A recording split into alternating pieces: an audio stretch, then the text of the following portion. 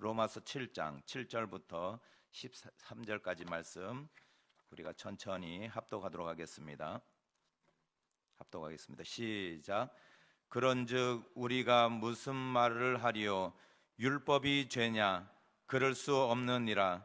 율법으로 말미암지 않고는 내가 죄를 알지 못하였으니 곧 율법이 탐내지 말라 하지 아니하였더라면 내가 탐심을 알지 못하였으리라.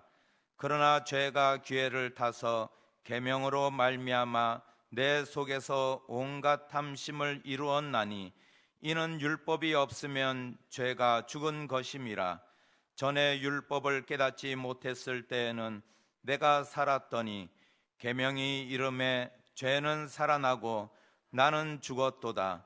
생명에 이르게 할 그 계명이 내게 대하여 도리어 사망에 이르게 하는 것이 되었도다. 죄가 기회를 타서 계명으로 말미암아 나를 속이고 그것으로 나를 죽였는지라.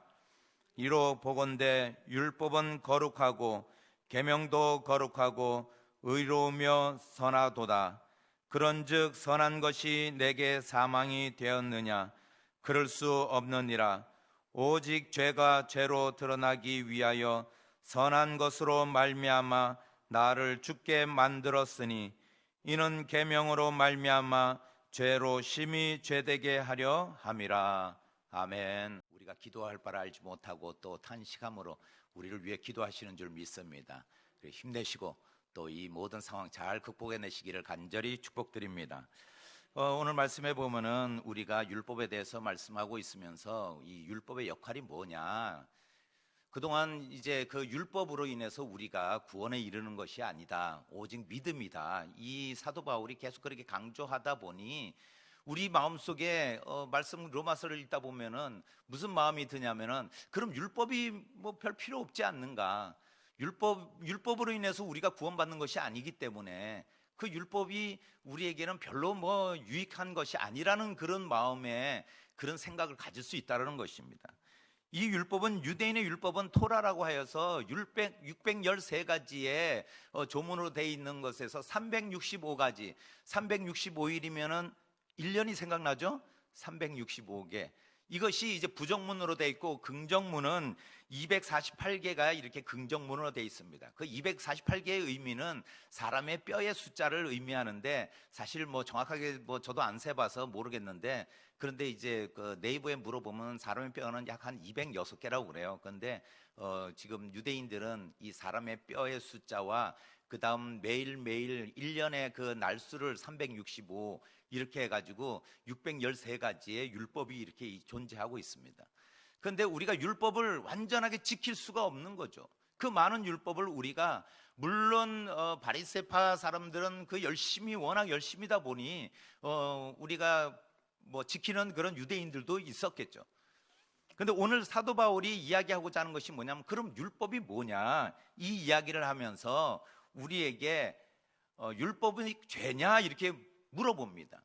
그런데 사도 바울이 율법은 죄가 아니다, 7절 말씀에 그런즉 우리가 무슨 말을 하리요? 율법이 죄냐? 그럴 수 없느니라. 율법으로 말미암지 않고는 내가 죄를 알지 못하였으니, 이렇게 말씀하고 있습니다.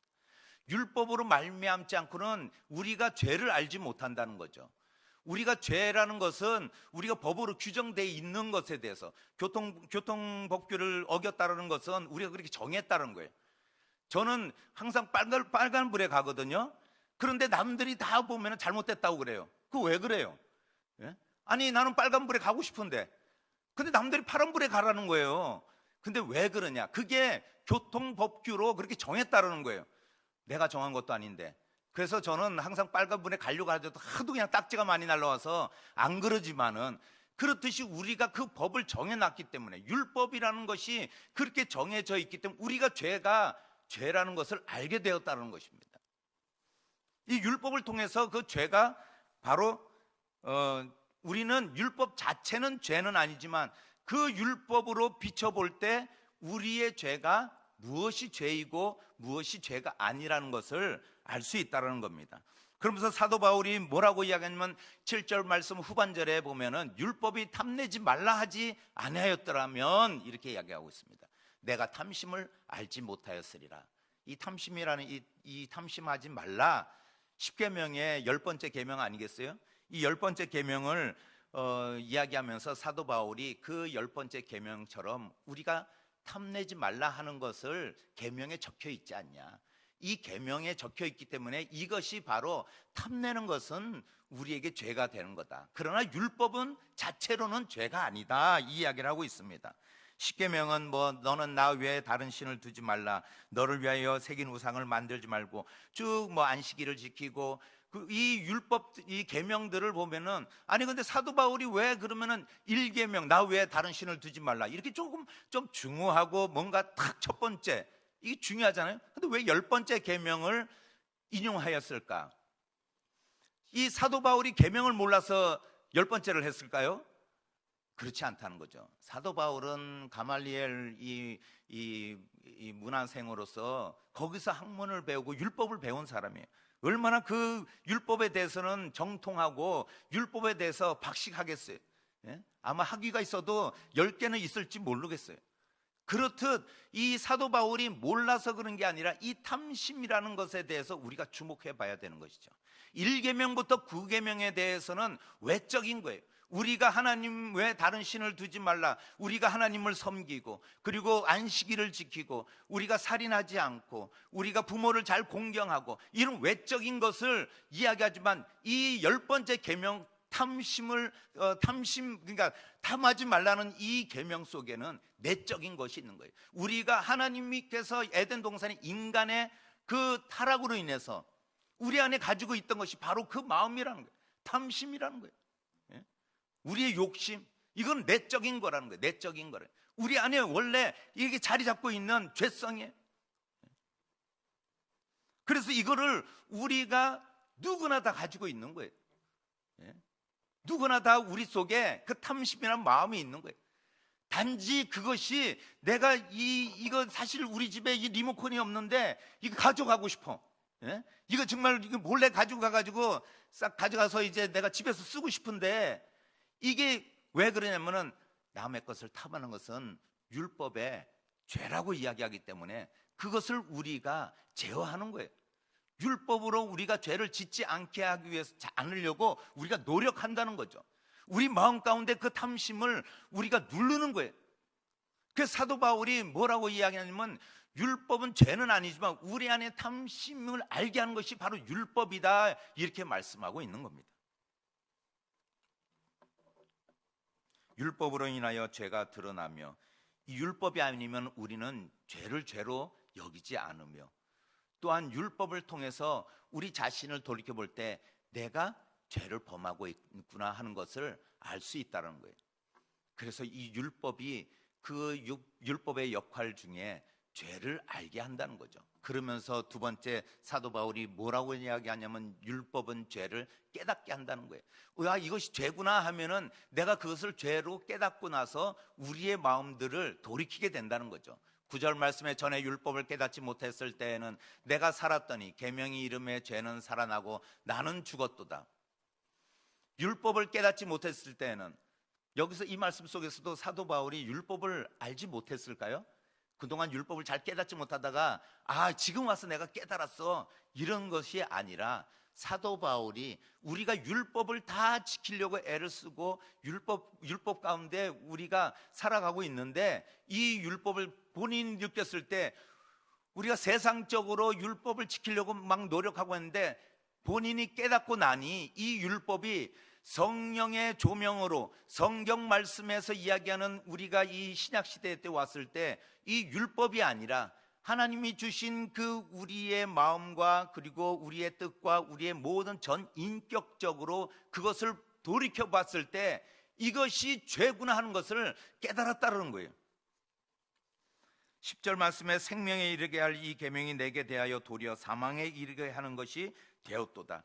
율법으로 우리가 모든 것을 구원을 얻을 수 있다. 물론 율법을 완벽하게 지키면은 의에 이른다고 했어요. 그런데 우리가 예수 그리스도를 통해서 그 율법을 다 지키려고 하지만은 인간은 율법을 다 지킬 수 없다는 거예요. 왜냐? 우리 안에는 탐심이 있기 때문에. 욕심이 생길 때 있지 않나요? 땅에 떨어져 있어요. 10원짜리 50원짜리는 떨어져 있어도 사실 마음이 안 가. 5만 원짜리가 떨어져 있어. 아무도 없어. 허벌판이야. 그러면은 그것을 안 줍쓸 사람이 있냐는 거예요. 마음 가운데 탐심이 발동하지 않겠어요? 예?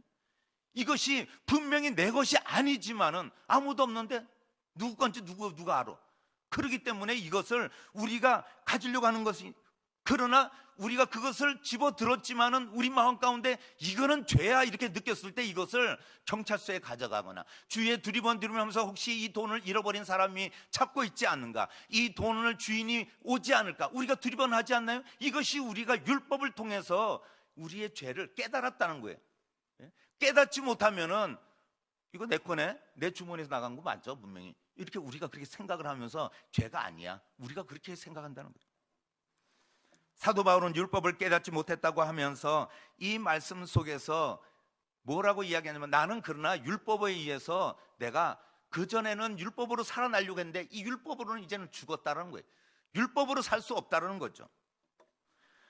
우리가 마태복음에 보면은 19장에 청년이 예수님께 찾아와서 그럽니다. 내가 어떻게 해야 구원을 얻습니까? 영생을 얻으리까? 이렇게 말씀하실 때 예수님께서 네가 가서 선한 일을 하고 모든 계명을 지키라고 말씀하니까 내가 다 지켰다. 그거 나는 다 지켰습니다. 그럴 때 예수님께서 뭐라고 말씀하세요? 그러면은 내가 가지고 있는 소유를 다 팔아서 가난한 이웃에게 나눠주고 그리고 나를 따르라 이렇게 얘기했어요. 그런데 왜 그 청년이 고민했을까요? 왜 고민했어요? 재물이 많다고 그랬어요. 성경은 재물이 많기에 근심하며 그 청년이 돌아갔다고 이야기하고 있습니다. 이것이 우리의 탐심이 안에 자리 잡고 있기 때문에 내가 가지고 있는 이것을, 아니 왜 가난한 사람들에게 줘? 왜 이웃에게 줘야 돼? 내 건데? 이 생각에 그 청년은 이것이 죄로 여기지 못한 거죠. 그러나 율법에는 분명히 그렇게 되어 있습니다. 가난한 이웃을 도우라고 되어 있고 가난한 사람을 동등하게 대하라고 했고 공정함으로 그 사람들을 대하라고 율법에 되어 있는 거죠. 우리 성도님들이 어느 때는 저에게 이렇게 아이고 이번에 뭐 따님이 뭐 학교 들어갔다면서요 이렇게 뭐 베풀어 주기도 하고 아이고 책값 하세요. 그분들이 법으로 돼 있어서 저에게 그렇게 이렇게 베푸고 그러시겠어요? 아니에요. 법으로 돼 있는 건 아니지만은 우리가 그것을 우리의 마음 가운데, 율법은 돼 있지만은 세상법에는 누구를 도우라, 가난한 자를 위해서 내 것을 다 팔아서 다른 사람에게 나눠줘라 이런 법은 없어요. 그러나 예수님은 그 청년에게 모든 소유를 팔라고 이야기하는 거죠. 여기서 우리가 율법을 지킬 수 없는 근본적인 이유를 말씀하고 있는 거예요. 우리의 탐심으로 인하여 우리는 율법을 완벽하게 지킬 수 없다는 거예요. 613가지의 율법을 우리가 지킬 수 있는 그런 능력이 없어요. 그렇기 때문에 예수 그리스도는 그것을 우리에게 자유함을 허락하신 거예요. 믿음으로 구원을 얻게 하셨다는 거예요. 믿음으로. 그 믿음이 우리의 힘과 우리의 능력이 아니라 그냥 주시는 은혜라는 거예요. 십자가의 대속이 그냥 하나님 예수 그리스도의 십자가의 대속으로 인하여 하나님이 주시는 은혜로 말미암아 우리가 구원을 받을 수 있다는 것을 사도 바울이 이야기하는 거죠. 그러면서 마지막으로 율법은 거룩하고 의롭고 선하다고 이야기하고 있습니다. 율법의 역할 중에 거룩하고 의롭고 선하다는 거죠. 12절 말씀 한번 다 같이 읽어볼까요? 시작. 이로보건대 율법은 거룩하고 계명도 거룩하고 의로우며 선하도다. 우리가 이 말씀에 보면은 율법은 거룩하다고 말씀하고 있습니다. 이 하기도스라는 이 헬라어의 이 말씀 속에 이 의미는 뭐냐면은 세상 것과는 다르다는 거예요. 세상 것과는. 이것이 바로 거룩이에요. 구별되는 것. 예? 그래서 우리는 성도이고 우리는 구별된 물이라는 거예요. 예? 세상과 다르다는 거예요. 이 세상과 다르기 때문에 거룩이라는 단어를 쓰는 거예요. 이 율법에 있어서 우리가 하나님의 뜻과 하나님의 생각과 모든 하나님의 계획은 세상에 우리가 생각하는 그런 법규와 법칙과 법에 의한 그것과 다르다는 거죠. 그래서 이 율법이 거룩하다는 거예요. 하나님에 속해 있기 때문에, 하나님께서 우리 인간에게 주신 그 법규이기 때문에 그것이 거룩하다는 거예요. 율법이 나쁘다는 것이 아니라는 거예요. 그래서 하나님이 주신 거예요. 그러면서 두 번째는 의롭다고 이야기하고 있습니다. 하나님의 대표성을 가진 그런 속성 아니겠어요? 의롭다. 의로운 것, 사람이 하나님과 이웃에 행할 바를 다 행하는 것이 의롭다고 했어요. 우리가 이웃을 사랑하고 하나님을 공경하며 하나님께 경배하는 것이, 이것이 의로운 거예요. 왜냐하면 하나님은 의로우신 분이시기 때문에 그래요. 그리고 선한 것은, 율법은 선한 것이라고 사도 바울이 이야기할 때 이 율법에 사람의 행복을 파괴하고 그리고 누구를 죽이고 이런 것이 아니라, 하나님은 우리에게 살아나기를 원하고 우리의 행복하기를 원하고 우리가 선한 길을 가기를 원하시는 하나님의 그 선하심이 있다는 거예요. 제가 서두에 말씀드린 것처럼 가난한 이웃을 돕고 가난한 사람을 우리가 돌아보는 것이 선한 거라는 거죠. 내 자신만을 생각하지 않는 것, 그리고 우리가 이웃을 위해서 우리가 헌신하고 몸 바치는 것. 그래서 예전부터 교회 나가는 분들을 보면은, 그리고 본인은 교회 안 나가더라도 교회 나가, 그래도 교회는 좋은 곳이야, 그리고 그곳에 그 가르침은 좋아, 이렇게 이야기하잖아요. 왜 그러겠어요? 선하심. 하나님이 선하심의 그 본성이 없으시다면 우리를 살리시겠어요? 하나님이 예수 그리스도를 주시겠어요? 하나님께서 그 가장 소중한 것을 내어 주시겠냐는 거예요. 선하시기 때문에, 우리를 사랑하시기 때문에. 그래서 율법에는 제사에도 가난한 자가 드리는 제물과 많이 가진 자의 제물이 다르다고 이야기하는 거예요. 그리고 구별되게 다르게 드리라, 이렇게 이야기하는 거예요. 작은 자는 비둘기, 많은 자는 어린 양으로 드리는 거죠. 이것이 바로 하나님의 선하심이 있다는 거예요. 이 율법과 예수 그리스도는 반한 것처럼 들려요. 예수님은 결코 율법을 폐하러 오시지 않으셨어요. 예수님은 갈라디아 4장 4절부터 5절 말씀에, 때가 참에 하나님이 그 아들을 보내사 여자에게서 나게 하시고 율법 아래에 나게 하신 것은 율법 아래에 있는 자들을 속량하시고 우리로 아들의 명분을 얻게 하려 하심이라. 율법 아래에 계시다고 말씀하고 있습니다. 예수님은 율법을 폐하러 오신 것이 아니라고 말씀하고 있어요. 마태복음 5장 17절, 내가 율법이나 선지자들을 폐하러 온 줄로 생각하지 말라. 폐하러 온 것이 아니요 완전하게 하려 함이라.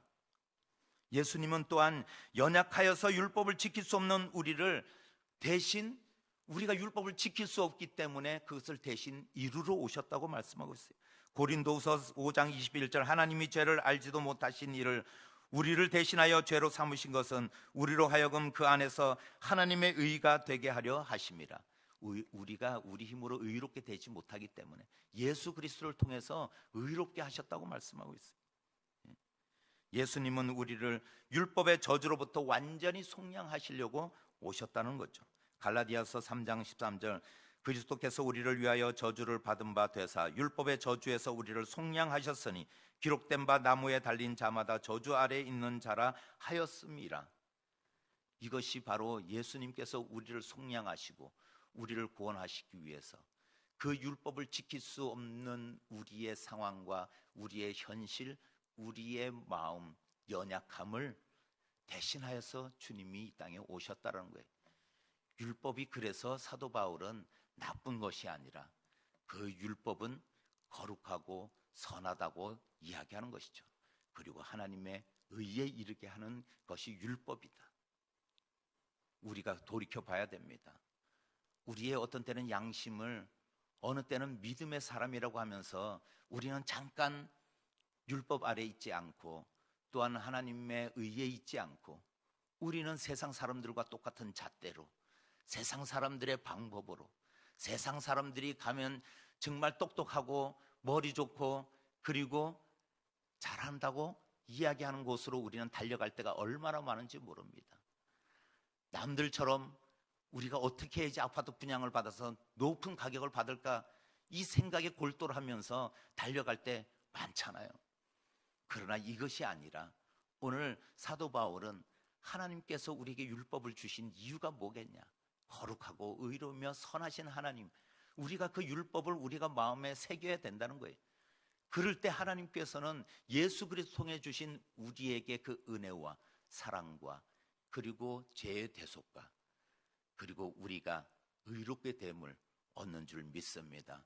우리가 늘 우리가 말씀 따라가며 우리가 주님의 뜻을 따라가며 그리고 하나님의 제자된 모습으로 우리가 구원에 이르기까지 우리가 믿음으로 나아가며 승리하는 모든 성도님 되시기를 예수님의 이름으로 축복드립니다. 예수님의 이름으로 축복드립니다. 기도하시겠습니다. 사랑의 주님, 감사합니다.